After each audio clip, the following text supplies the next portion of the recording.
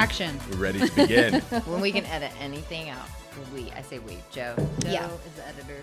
Here we are now. Dr. Cora Neumann is with us today. She's a public health practitioner. She's a policy advocate and a nonprofit strategist. And she's also running for state senate. Cora grew up here in Montana, went on to get a master's degree in public health from Columbia University and a doctorate in public health and development from Oxford University. Yes. And here she is in District 30 at our kitchen table. She's Welcome. currently running for Senate in District 30. That's right. Can you fix what's going on right now in Helena? Are you the right person to do it? Yeah, definitely. Easy. Okay. Snap the fingers. It's that I can simple. fix, the whole country's problems, Oh, nice to From know. Helena. Yeah. I need someone to do these things. I grew up here in Bozeman. My mom moved here when I was an infant with me and my brother. My dad was a logger, and he died in a lumber mill accident when I was an infant. And so we moved here when I was, about 6 months old. And I grew up here, and Bozeman's been just an incredible place to grow up. And the community here was so tight knit. I really felt like I was raised by the whole town. And so Bozeman is home. And my family, I don't know, some people who are familiar with Bozeman may know my uncle Carson Taylor was the mayor, and my mom and sister are really involved in local causes. And so we're a family that's rooted here, and we love it so much. I have moments constantly where I'm just so happy to be, because we had to leave for a while. I'm just so happy to be back, because this to me is home. And like the females in this community, it's such a strong female community. I mean, you're great too, but and yeah, males also very great. Very males. great. a lot of community. like old crones and shaman and like just wonderful women that live here. Agreed. So Montana, it seems like people are struggling a little bit with wages and, how much they're being paid versus how much housing costs, how much, property prices, property values, things like that. It's not just a Montana problem, but is that something that you can address? One of the things I always felt growing up here was that this place is paradise. I mean, it really is. Yeah. And when I was, a teen and then into my 20s, I remember starting to think, people are going to discover this at some point. Mm-hmm. Like this Bozeman, I also wanted Bozeman to not, there are a lot of towns across the West where the main street is just a ghost town. Yeah. And people like my Aunt Dee Dee Taylor were really involved in keeping Main Street alive over the years in Bozeman. And so, I'm happy that hasn't happened, but now we have kind of the secret's polar, gotten out. the polar opposite, which is, that it's been discovered. And I think it's really important that we find ways to welcome and work with newcomers and not, it's easy to feel frustrated and resentful because prices really have skyrocketed. Mm-hmm. The first house we bought here was $20,000 in the 70s. I know. But the median house price recently in Bozeman is $750,000. Yeah. It's just. Yeah, you couldn't get the dirt for 20 grand. Right. Not at all. No. My rent in college was $250 a month for a 1-bedroom house. Right. Right. So I think that we're in a time of a lot of flux. And whenever you're going through transition, there's a lot of fear and resentment and anger. But I do see a lot of efforts to build a lot more housing stock. Mm-hmm. And rent has not come down yet, really. No. And so people, I think, are kind of, we see a lot of building everywhere. And my family's supporting my uncle works on the housing trust that's building some of the more affordable housing. Nice. And so we're, all really invested in that, but we haven't seen the rent prices come down yet. And so I think until we get to a point where that housing stock catches up with the prices, and the rental prices start to drop, then I think we'll be able to move through this really acute phase where there's a lot of pain. We have nurses and teachers living in their cars. People are not able to afford the price of living in Montana, and in Bozeman especially. So it's a national problem, but it's something that is pretty acute here. Yeah. Because during COVID, as we know, working remote is now an option for most people. Yeah. And so, it's a really difficult moment of transition. And I just encourage people to have patience if they can afford to have patience and believe that this is going to get better. And in the meantime, we have to do everything we can to increase housing stock and bring rental prices down, and also, bring more good paying jobs, really good paying jobs. Sure. You can't live in Bozeman on $20 an hour, which used to be like you were rich. Yeah, I know.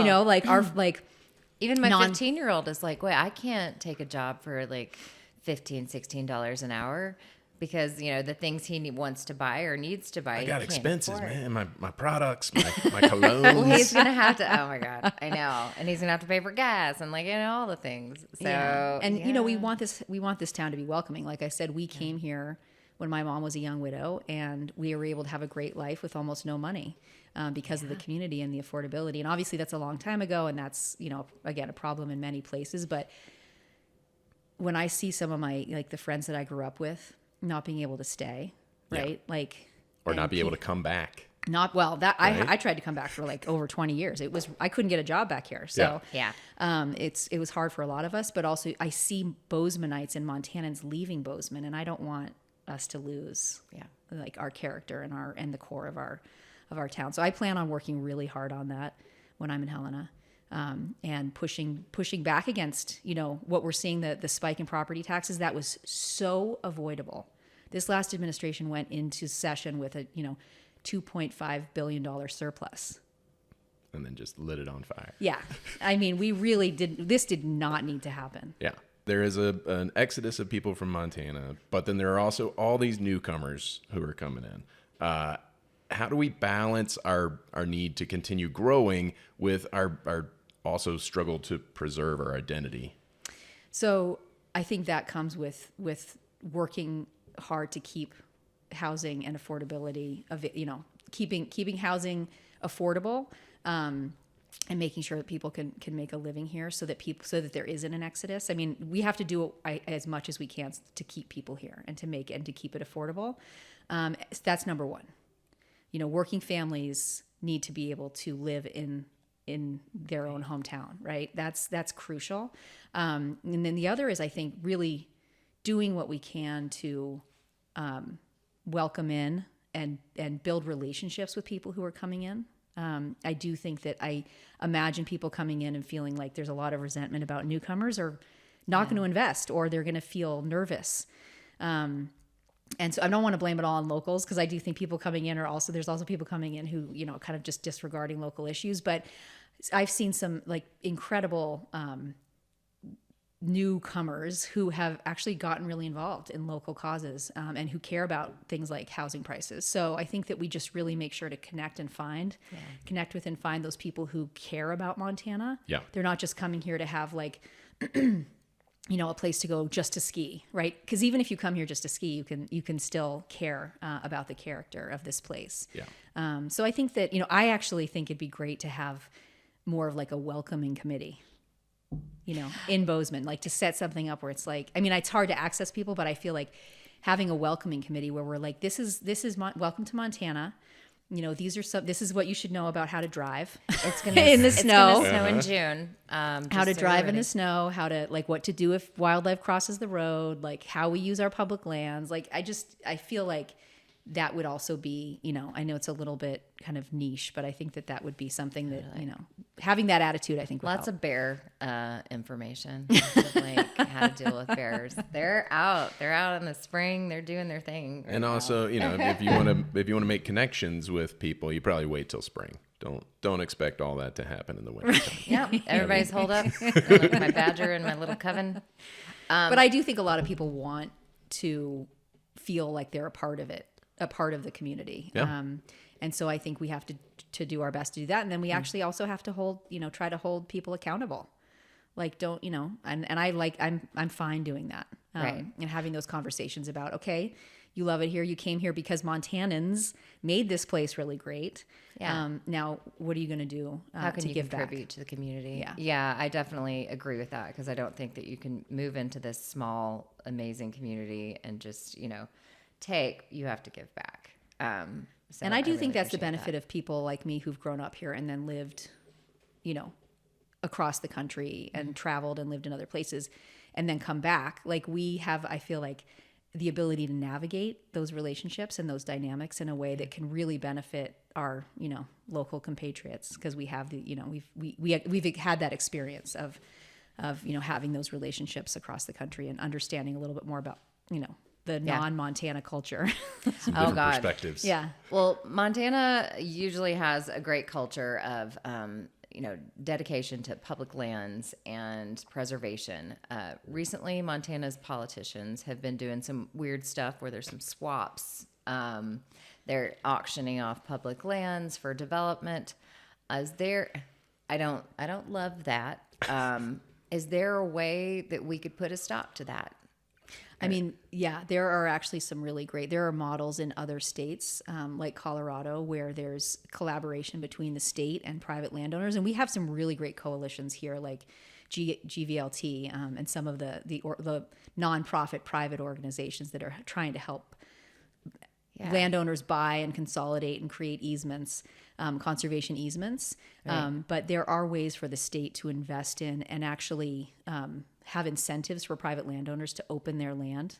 Okay. So if the concern, one of the questions is why are you making these land swaps? Is it to sell permits? Is it to allow people to basically buy access to our wildlife, which is our, we share these resources. This belongs to all of us. Got elk in my freezer. Yeah. Exactly.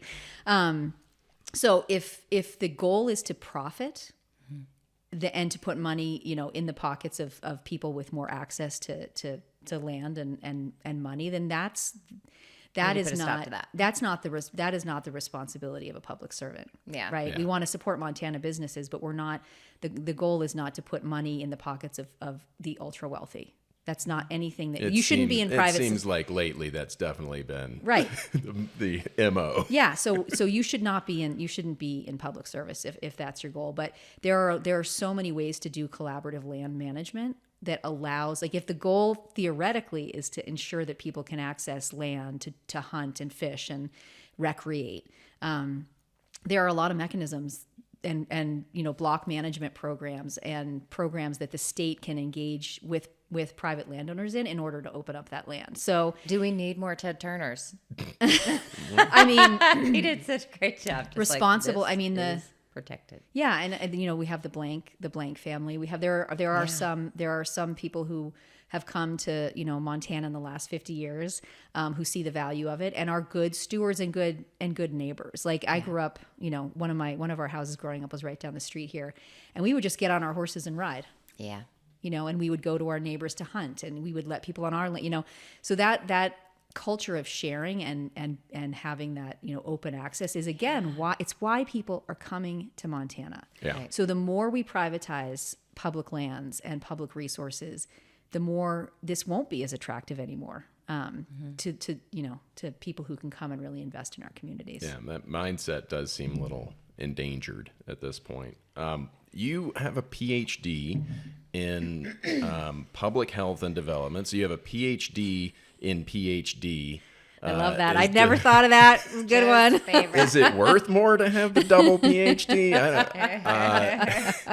But you're putting it to good use. You're working with Native Americans right now and their emphasis on health and development. Tell me a little bit about that, because you got a full-time job. I do. And I think one of the things that I just want to mention here is that it can be really hard for, one of the things about our Montana legislature is it's part-time. And so we have to those of us who have to work for a living have to figure out how to juggle our jobs and being able to serve in the legislature. So that's something I think we need to really address if we want to have, working parents and people from all backgrounds in the legislature. Yeah. But yeah, you need to pay them more than $20 an hour. It's not even. Is it less? Yeah. Oh, wow. So a part of it ends up being almost volunteer, and so you have to be wealthy or not need, money or be retired. Right. So, so I'm currently the chief community health officer for a Native-led organization. And we have a urban Indian health clinic, and we work with clinics across the state. And the reason I got into public health, I shared at the beginning that, we lost my dad in a lumber mill accident. And if we had been closer to the care that he needed, it was way out in the middle of nowhere, British Columbia.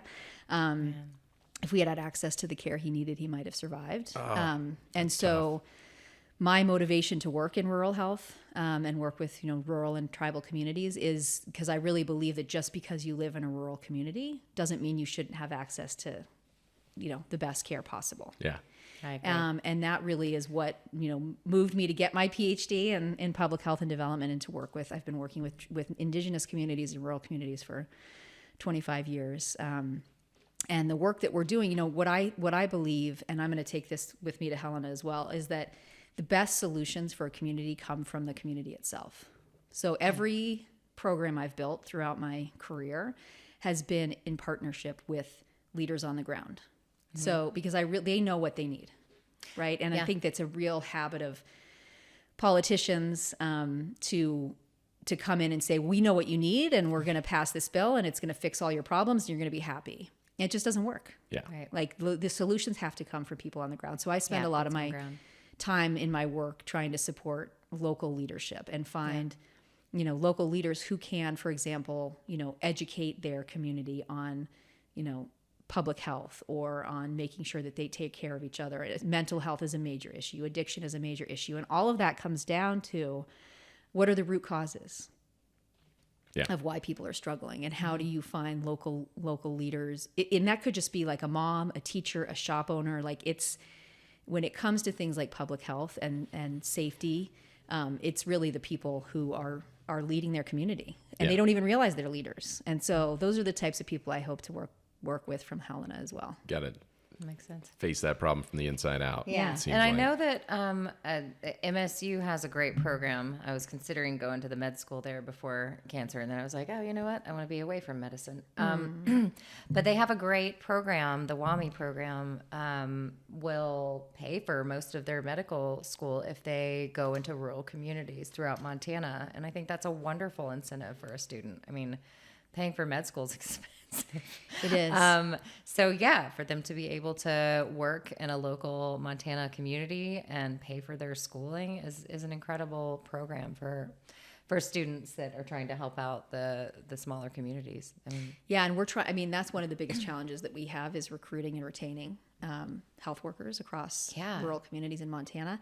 And believe it or not, you might not be surprised to hear this, that actually housing prices are one of the biggest barriers. Like whenever we come together, like we recently met with the Governor Gianforte's Behavioral Health Commission, because they've made a big investment in mental health, although we could talk about that all day, how much is needed. Yeah. But when you ask tribal and rural leaders what they need to improve healthcare access in their communities, one of the biggest challenges is we can't get anybody to move here.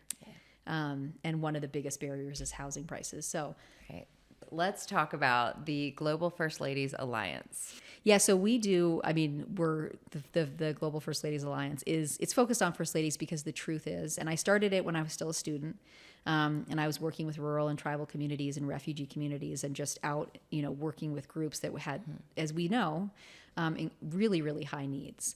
And I heard about this group of First Ladies that were looking for quote unquote partnerships, which was very vague.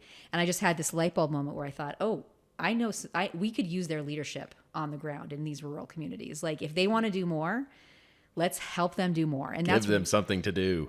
That's really where the idea came from, is let's support these women who are in positions of a lot of influence and who are often disregarded, right, and not taken seriously. So it's kind of a combination of, wanting to do more for communities on the ground and then also wanting to help women in this position where it's kind of like you're damned if you do, you're damned if you don't, right? Like you're either doing too much or not enough. And it's just the double bind of being a woman leader. Yeah. And so I started it when I was a student, and I didn't even know if the First Ladies were going to show up at that first meeting that I had. Like I just put it together and I was like, let's go for it. I don't have anything to lose.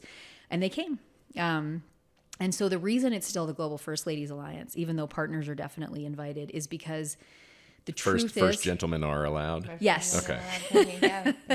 But the truth is, the expectation on a wife of a head of state, on a woman, is still so much higher. Like, do any of us even know who if it's a female leader, like Angela Merkel in Germany? Like, does anybody even know who the husband is? Does she have a husband? Like, we don't even know, because the expectation on women is still much, much higher, and the scrutiny is higher, and so it's still like first gentlemen are definitely invited, but the truth is it's first ladies who are still in that position where they can never do enough, or they're under this kind of scrutiny, and there is some really inherent sexism in the way that they're treated and in the role. The role is very problematic, but as long as it exists, we want to help make sure that they can do Right. have as much impact as possible, because we could use them. Right, we need that leadership. And you collaborated with Laura Bush and Michelle Obama on that. Like that's two pretty good first ladies right there. Yeah. So you had some nice help. Yeah. That's not the only nonprofit that you've started. And you're also a mom. We established you're working full time. You've been a waitress, a nanny, a construction worker. Like, why do you want to add one more title to your list? Why are you doing this? Why are you running for a state senate? Because I think one of the things when you're working, especially trying to support communities and address really high needs like public health and access to healthcare and economic development. So I've done a lot of economic development at work as well, because economic development and health, like health is wealth and wealth is health. I mean, they really are hand in hand. Is because when you're out in the field working with communities, you come up against these barriers over and over again. And what are those barriers? Laws, policies, government funded programs. And so it kept happening, where I was like, oh, okay, here we are again, having to deal with this policy that's wrong, or is it working? And how do you get to the root problem of some of these systemic barriers is policy, are decisions that are being made by politicians, and a lot of them are very disconnected from their communities, unfortunately. I think that there are a couple of types of politicians. There are those that get into it for ego, right? And they really just want power. Yeah. And then there are those that are true public servants and really want to make the world a better place and believe that government exists for a reason. I think Senator Tester is a phenomenal example of like a true leader. He's, doing it for the right reasons. And so I'm inspired by leaders like him, where you see that they are actually moving the ball for their communities. And they're not just doing it because they want to, a career in politics. Yeah. Or an ego, right? They want to be. Yeah. Yeah. So. Up on that pedestal. Yeah. All right. And the District 30, have we covered this, is now Bozeman, south area of Bozeman. It used to be Livingston. It's a bit of a moving target. Yes. So tell me in well-defined terms, what is District 30? Yeah, so District 30 is South Bozeman. It's basically from like Kagi and 90 south. Okay. It doesn't include Four Corners, but it includes Gallant Gateway, and then it goes down to Big Sky, reaches over a little bit into Madison County, and then all the way down to West Yellowstone. This used to be, it still is for now until the election, Pat Flowers' district. Okay. Senator Flowers, who is the Democratic leader in the Senate, and he's phenomenal. He's supporting my campaign. We have a good relationship, and so I'm excited to work with him. It's a good endorsement. To have the torch passed. I mean, I'm gonna hit the ground running, because I'm gonna have so much great information and mentorship from him on this district specifically. And so it's a big district. It has far reach. Very cool. And we need to get people out to vote on June 4th. That's right. And you probably have mail-in ballots that you can go ahead and vote with right now, but the official day of the primary is June 4th. Yeah, watch for your mail-in ballot. If you have mail-in ballot, if you don't see it, you can go down to the courthouse, and they will get you a new ballot, and you can vote right there. Or you can take it home and bring it back. The deadline is June 4th. I'm really happy to share that my daughter voted for the first time. Very nice. This year, and she was, I hope she voted for me. Who knows? But yes, but it was really, you never know. It was really fun to see, see her vote for the first time. And so if you have not seen your ballot by now, definitely, check in and make sure you're registered. Go to the Secretary of State website and make sure you just put your name and date of birth in, address. See if you're registered. If somehow some people get bumped off and don't realize it. You can go down and register anytime. Vote. Vote. You must vote. Yes. You must vote. Shall we do some screwball Yeah, questions? let's do some silly questions. Those were the softball questions. Now on to the screwball questions. These are all The taken cesspool that is from Bozeman Reddit. the subreddit r/Bozeman. I got to get on there. No, I can't handle the negativity. Joe's fine with it. He said. There's some abuse that happens there, but also some kernels of valid questions that are coming from Right. the subreddit if you're it. willing to put up with the other junk. Okay. Yes. So here's the first one. I lost my Medicaid for a bit and I've been reinstated, but the Gianforte administration has a new integrity test that they're foisting on this person, which has increased our premium to $300 a month due to a ridiculous overvaluation of our house. How is this possible? Yeah, that's a good question. Good question, R. Bozeman. This is in line with basically the property tax debacle Yeah. that we're seeing right now. There's also a Medicaid debacle. So Montana we expanded Medicaid, and that was extended during COVID. But Medicaid expansion in Montana added health insurance for 100,000 Montanans, which is a lot, right? All right. And since Medicaid unwinding, which has been really poorly managed by the state, 132,000 people have lost coverage. So at our clinic at the Billings Urban Indian Health and Wellness Clinic in Billings, we have had in recent months up to 70% of people coming in have no insurance, have lost their Medicaid. And a lot of times it's just a bureaucratic, their address was inputted wrong, or they didn't receive their paperwork in time. Many people lost their coverage even though they're still eligible. And so we need to rectify that as quickly as possible, because people are foregoing going to the doctor or getting medication. And we're seeing, for example, elderly people are foregoing their medicine because they don't want to use, the family resources. And they want to make sure that the younger generations are able to cover their expenses. And so 132,000 people have lost their coverage. 60% are children. And keep in mind that 70% of people on Medicaid are working. Yeah. So it's not, we have like your nurse, your teacher, people work, that are working across your community are working full time. A lot of them are on Medicaid. So this is something that we need. Yeah. And it's also something that we don't have to pay for. Right. But this is federal funding that fuels the Montana economy that we are saying no to. Right. So it is just lose. I know. To not take advantage of it. And so in the next Rage-inducing. Yeah, it really I it really is. I mean, the amount especially like children and it's hard. We recently went somewhere. Our son has asthma or occasional asthma or whatever. Anyway, we went in to get his inhaler, and the insurance didn't run like that one time. And they were like, that'll be $200. And I thought, excuse my language. I can say, holy shit. Like, what are these families doing that do not have health insurance and their kid can't breathe? Like, son could die. Right. Yeah. Like, it's just. Without that inhaler, right? I mean, it's rage-inducing. Yes, and it is. And Montana is a state that has accepted Medicaid expansion. States like Texas that have refused it have lost multiple rural hospitals. And again, going back to like the importance of rural communities being able to access good services, Montana has not lost a rural hospital because of Medicaid expansion. But if we don't renew it in 2025, when I'm in the legislature, then we risk that. So there is a lot at stake for our health of our communities and for the economy. Yeah. Should be And a just priority. for livability. Yeah. Yeah. All right. Here's another screwball question from Reddit, Bozeman Reddit. Intersections need updating! !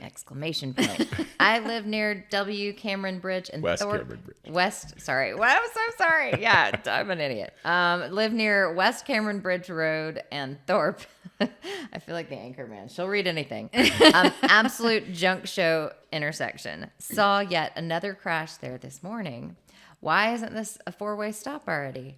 We could use a roundabout. What's the question? At Keggy and Sourdough. Yeah. That's my little editorial. Oh, okay, got it. Thank you. Like I said, I read anything you put in front of me. But yeah, so the intersections need updating. Do you have any thoughts on that? I agree.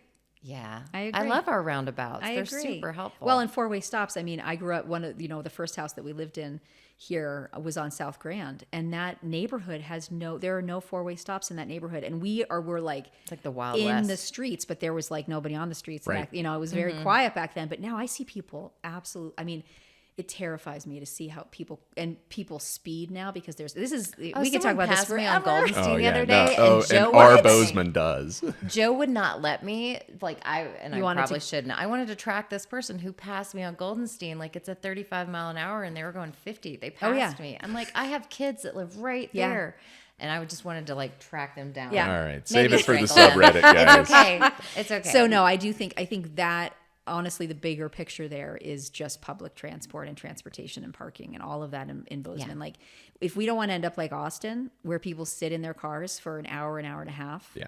right? It was always bigger than Bozeman, but really, I just had a friend that came back and said that. She was like, it is planned it's- poorly. Yeah, it's this. We are in serious danger. I mean, it's already starting to happen, but if we don't get ahead of it, if you see these huge developments going up, which is great because we need more housing stock, but if we don't have more, Streamline is a phenomenal service that we have here that's free still.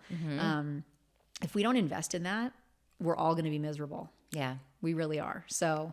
Public Planning. transportation. Four-way sounds stops and public transportation. Yeah, maybe a roundabout Lowering it. the speed limit to 25 Yeah. off Goldenstein. Whoever's listening. A roundabout at Keggy and Sourdough. Yes. All right. we're a little bit micro focused right now. Sorry. All right. How about this one? This one is controversial for sure. Why are campers allowed to basically live wherever they want permanently without being taxed? Everybody else complaining about the taxes they're paying. Folks in the campers get to live in semi-permanent. But this is not me. This is from the Reddit. Yes. Well, I mean, the question afford back. a home. Yeah, the question back to that is that's not where we should be focusing our frustration. It's housing prices. I mean, people don't want to. I mean, maybe some people. I think I absolutely understand if somebody wants to live in a camper, but a lot of people living in campers, their houses got sold from underneath them. They would love to be living in a house. They would love to be living in a house. Yeah. And so that is something where I feel like I know that Bozeman is trying to manage that and have people move to different spots. But I'm really glad that we are trying to be flexible with people who are housing insecure, because again, who's working here? Mm-hmm. Like, these are working families that are living in campers, some of them. Yeah. And so, just imagine that these people have had their house sold out from underneath them. Yeah. And they're trying Rent to figure out. they couldn't keep up with, all of it. Yeah, So nobody bad. wants to have to leave their hometown, right? Or the place that they know and feel safe in. And so I think that that's I understand that some people may be frustrated with it, but this is part of the transition that we're all managing. And my hope is that these people, if they want a house, can access that. That's my goal. Yeah. Misdirected anger. Let's address the root cause. Yes. All right. All right, this person's angry. It may You be see, too, I'm a broken record. It may but be that's- too rational yeah. for the subreddit. But. All right, so I have the last question is, why is there a Radio Shack in Bozeman? Didn't they go out of business? Vestiges of I think that's the best question that I've read on our That Bozeman is in some time. That is the best question. Are we some sort of a weird anomaly? How do we still have a radio shack Listen, here? Lost in time. I mean, this shows how special Bozeman is. That's all I can say. They're Can like, we sign up for a Blockbuster next? What other closed businesses can we have? Toys R Us. And a Toys R Us. Load us up. Come on. We're happy to have them. That's it. That's all the screwball questions, all the softball questions. Thank you so much for joining us you. here, Cora. Thank you for having me. This has been fun. Or Dr. Newman, I'm sorry. You're welcome to our house anytime. Thank you. have And tea. we're neighbors, basically. So We are neighbors. We'll be seeing you. We will vote together. on the streets. Yeah, vote and we'll together vote on together. June 4th. Thank you. All right, well, good luck, and everybody vote. And also slow down on Goldenstein.